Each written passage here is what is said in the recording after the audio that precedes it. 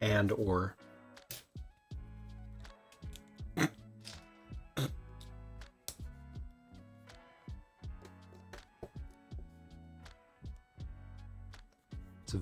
And/or is a very, very late 70s, early 80s nerddom name.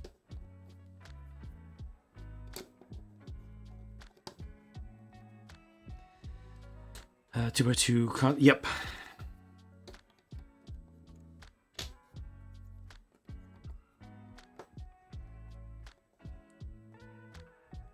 Space Bush. Gift shop. Don't need to go to the attraction to shop at the gift shop. Ah, good. They tried to ambush me. Working title for Elden Ring.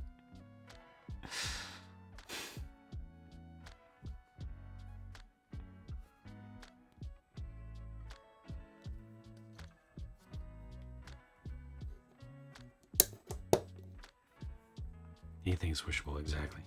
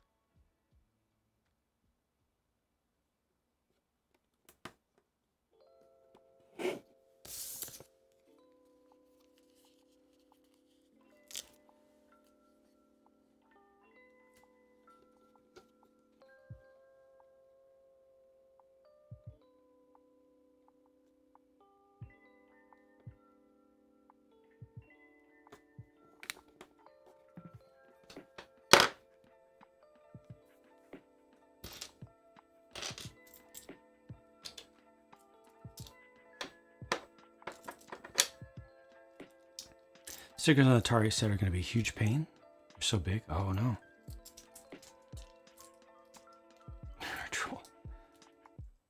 Half the roof is a darker shade. Oh no, are you serious?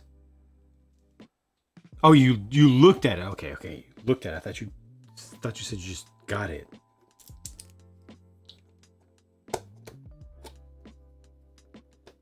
Unless you're talking about your own.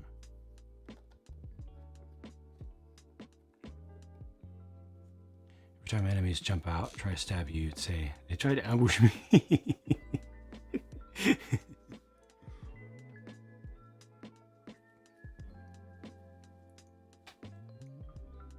Oh, it is your own. Oh no. That just put me on an emotional roller coaster. It was low, and then it was back to normal, and now it's low again. Well, Majestic, you see, it's actually a good thing that they have that random variation in colors that you're paying top dollar prices for, because it makes it more realistic. You see, it's not a modern truck, right? It's an older truck. So first of all, it was more difficult in like the 50s to make paint one color. Secondly, because it's an older truck, it may have been repainted over time. There might have been some collision damage, sun damage. It might just be differential wear from different batches of paint from different truck manufacturing plants that the different body panels came from in the first place. So you see, LEGO has actually done a good thing here, and you're very wrong to complain about having 5 different colors of dark red in one set.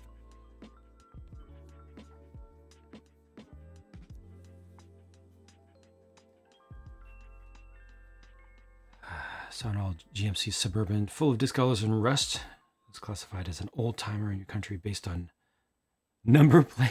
It's classified as a... Oh, wait. Old. Oh, it was a classic. Old Suburban, not a modern Suburban. Like an OG.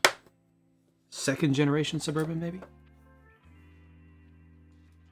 Introducing Lego Patina. Yeah. Here comes a Sanford & Son replica, yes.